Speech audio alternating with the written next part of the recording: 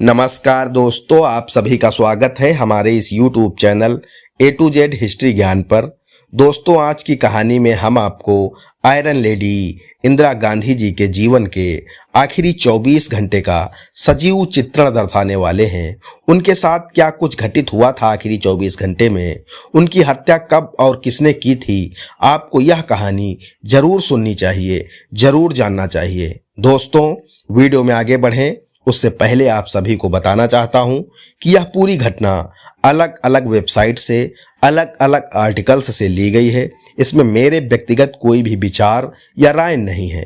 दोस्तों, बात है 30 अक्टूबर 1984 की, जब इंदिरा गांधी जी तमिलनाडु के रामेश्वरम में एक रैली को संबोधित कर रही थी। उन्हें वहीं कुछ गलत होने का एहसास हो गया था।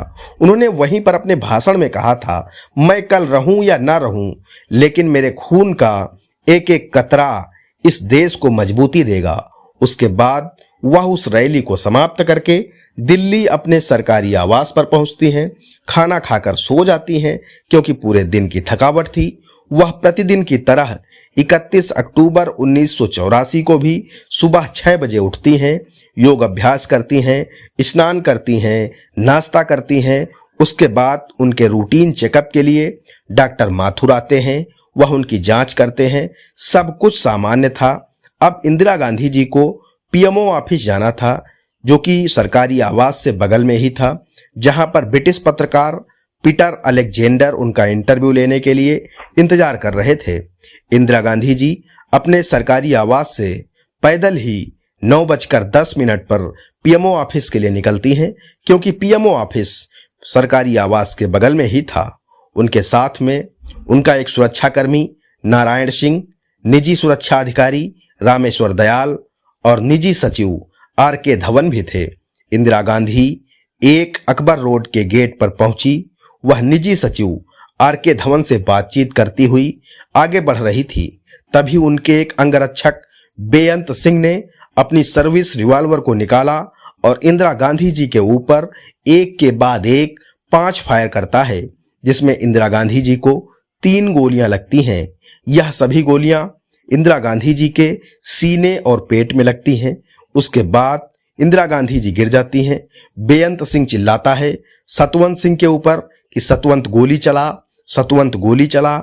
जैसे ही यह आवाज सतवंत सिंह सुनता है, इतना सुनते ही सतवंत सिंह भी अपनी मशीन गन उठाता है और इंदिरा गांधी जी के ऊपर अपनी पूरी मैगजीन खाली कर देता है।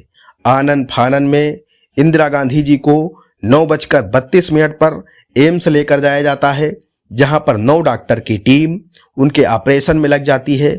उनके शरीर से लगातार खून बह रहा था, जिसे रोकना डॉक्टरों के लिए बहुत मुश्किल हो रहा था। डॉक्टर की टीम ने खून की मांग की, क्योंकि इंदिरा गांधी जी का ब्लड ग्रुप बहुत रेयर था, ओ नेगेटिव, जो हजारों लोगों में किसी एक का होता है। जैसे ही यह खबर एम्स से बाहर निकलती है कि इंदिरा गांधी जी को ओ नेगेटिव खून की आवश्यकता है, ओ नेगेटिव ग्रुप के लोगों की एम्स के बाहर भीड़ जमा हो जाती है। भीड़ इतनी अधिक हो जाती है कि एम्स का गेट बंद करना पड़ता है। 4 घंटा 30 मिनट इंदिरा गांधी जी का ऑपरेशन चलता है। 83 बाटल खून इंदिरा गांधी जी को चढ़ाया जाता है, जो कि सामान्य ब्लड लेवल से 5 गुना अधिक था। क्योंकि इंदिरा जी का दिल अभी भी सुरक्षित था, इसलिए डॉक्टर अपनी पूरी कोशिश कर रहे थे इंदिरा जी को बचाने के लिए। उनके लीवर को गोलियों ने छलनी कर दिया था। उनकी छोटी बड़ी दोनों आंतों में भी गोलियां लगी थी। रीढ़ की हड्डी भी टूट चुकी थी, लेकिन हृदय पूरी तरह से सुरक्षित था और काम कर रहा था। तुरंत उनके मुंह से शरीर के अंदर ऑक्सीजन की नली डाली जाती है, ताकि इंदिरा जी के दिमाग को जीवित रखा जा सके। लेकिन 2:23 पर इंदिरा जी सांस छोड़ देती हैं। 2:30 बजे डॉक्टर उन्हें मृत घोषित करते हैं। उधर बेअंत सिंह को सुरक्षाकर्मी वहीं ढेर कर देते हैं। सतवंत सिंह गिरफ्तार हो जाता है। उसके बाद केहर सिंह और बलवीर सिंह की भी भूमिका पाई जाती है। 3 दिन बाद उनकी भी गिरफ्तारी होती है और बाद में उन्हें फांसी दे दी जाती है। यह सभी हत्यारे इंदिरा जी के ऑपरेशन ब्लू स्टार से नाराज थे, जिसकी वजह से उन्होंने इंदिरा जी की हत्या की थी। इसके बाद इंदिरा जी के समर्थक उनकी मौत से नाराज होकर सिख भाइयों पर हमलावर हो जाते हैं, जिससे बहुत बड़ा नरसंहार होता है। सरकारी आंकड़ों के मुताबिक 3,300 से ज्यादा सिख मारे जाते हैं। वहीं कुछ रिपोर्ट में यह संख्या 8,000 से 16,000 के बीच बताई जाती है। दोस्तों, इस कहानी को सुनाने का उद्देश्य किसी का दिल दुखाना नहीं, किसी को परेशान करना नहीं। उद्देश्य सिर्फ आपको जागरूक करना है कि भरोसा किसी पर करना जानलेवा भी हो सकता है, क्योंकि इंदिरा जी के वो अंगरक्षक ही थे जिन्होंने उनकी हत्या की थी।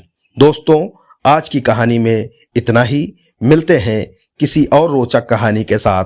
तब तक के लिए जय हिंद, जय भारत।